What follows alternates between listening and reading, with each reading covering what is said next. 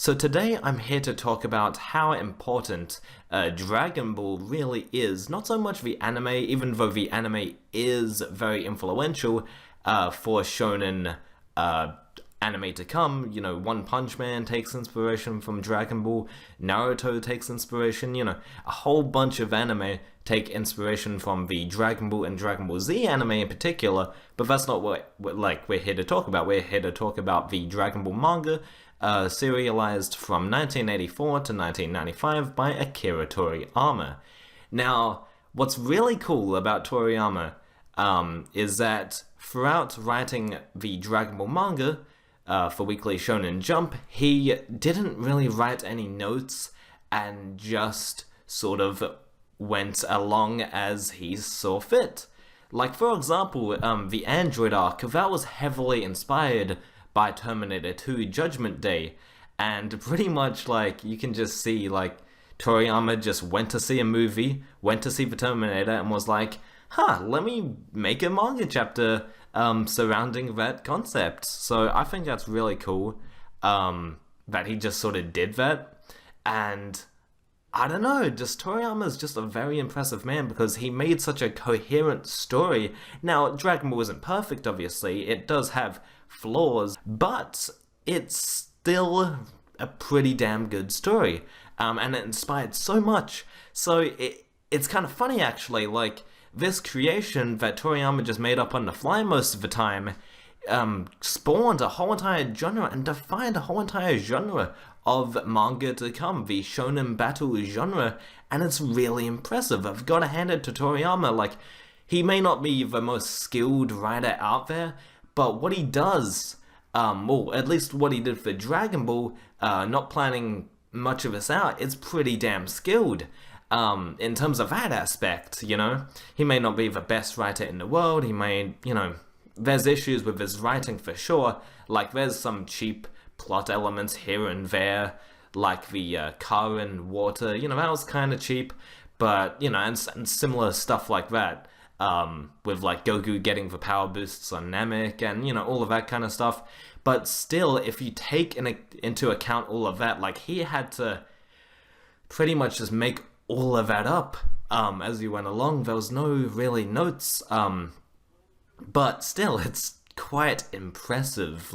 To be fair, it is really impressive. Now, he planned some stuff out, obviously, Dragon Ball was at least initially based off of Journey to the West. Journey to the West is a Chinese folklore story from a long time ago, and it features Sun Wukong as the protagonist, and they go have a journey to the West, finding mysterious items along the way. So that pretty much sets up the groundwork for Dragon Ball.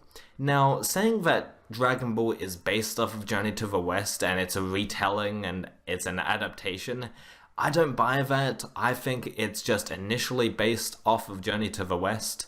It's like saying that it's like saying that Dragon Ball is based off Terminator, as I said, like Terminator 2. It's like saying it's based off of that, when it's really only one arc, and it's loosely based. There's time travel elements here and there, but still it's pretty much its own self-contained thing.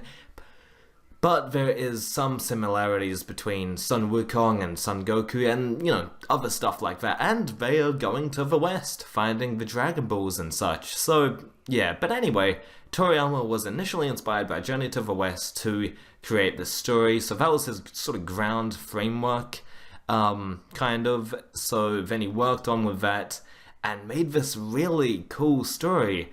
And if you think how popular Dragon Ball is, it's really impressive that, he just made all of that up without actual concrete planning for most of it. So, yeah, and you might be saying, oh, Frozen Particle is just a Dragon Ball fanboy. Of course, I'm a big fan of Dragon Ball. That is, no question. I've read everything, pretty much, seen everything Dragon Ball related. I live and breathe Dragon Ball. But I do know when there's issues, and you need to take into account that Toriyama was just writing this on the fly, so there's a give and a take there, but I'm not trying to excuse Dragon Ball's issues, like their lame power-ups and the sort of contrived storytelling at points, but still, making all of this up, you know, it's like the same issues apply to other shonen manga, but those are all planned out. Toriyama just made up Dragon, so it's just something to think about, man. It's just really interesting how Toriyama just came up with all of it, to be honest. It's just really cool, and that's the credit to Toriyama and his editors, because I feel like people don't give enough credit to Toriyama's editors at the time. Now, he had 3 editors, you know, across Dragon Ball and Dr. Slump, actually. So, yeah, they changed a lot of stuff and made a lot of stuff fit. Like, for example, his editors for 19 and 20 were stupid villains, so then they went for Android 17 and 18, and then Cell.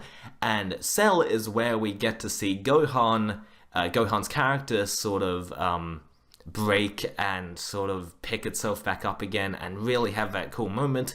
So yeah, Toriyama's editors are really underrated, and I feel like they should get more respect. But yeah, it's really interesting. And the last editor that Toriyama had in the Majin Buu storyline, he didn't really bother to check anything. He just let sort of Toriyama run with it, which is fine, since like Toriyama is the author, like he knows what he's doing at this point, like 8 years of doing this, but still, it's like he should have checked. But anyway, that's why the Majin Buu saga, it's very Toriyama and not much sort of editor input, so that's where you can kind of see the issues. I think Toriyama works best with a tight editor. That's where like the most creativity runs through him, I think. But that's just my opinion. But yeah, what do you guys think about Toriyama and his involvement and creation of Dragon Ball, his creation process? I think it's impressive that he made a whole narrative flow really well and really be extremely interesting, and also that said series just sort of going off and becoming its own franchise. And yeah, I just think it's really, really cool and really awesome that he did that. But what do you guys think in the comment section down below? Remember, like, Toriyama just made all of that up. Almost. Like, some stuff he did plan out here and there, but for the most part, all made up, man. So, yeah, that's gonna do it for me. See you later.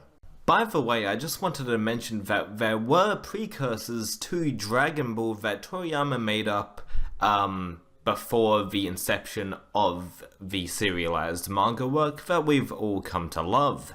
And those two are The Adventures of Tong Pu and Dragon Boy, which were actually featured, both were featured on Akira Toriyama's Manga Theater, volumes 2 and 3.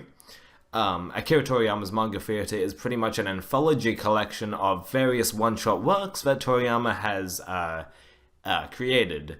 But it's only in Japan and European countries, and there's no official English version of Akira Toriyama's Manga Theater, so yeah, I have a whole series of list of manga that were included, and I break down each one, so link in the description. But anyway, Dragon Boy and The Adventures of Tong Pu were precursors to Dragon Ball, having similar traits such as a country boy with huge reserves of strength and a girl companion going off and finding objects. So the framework is there, based off of Journey to the West, as I said, but yeah.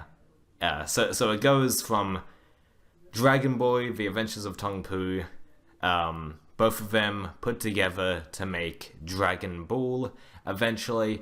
Now, these are separate manga works, but still you know where the inspiration is coming from. Toriyama's manga feature similar character designs anyway, but I will get to that in my next video. So stay tuned for an in-depth breakdown regarding Toriyama's manga and his similar character designs. So yeah, see you later.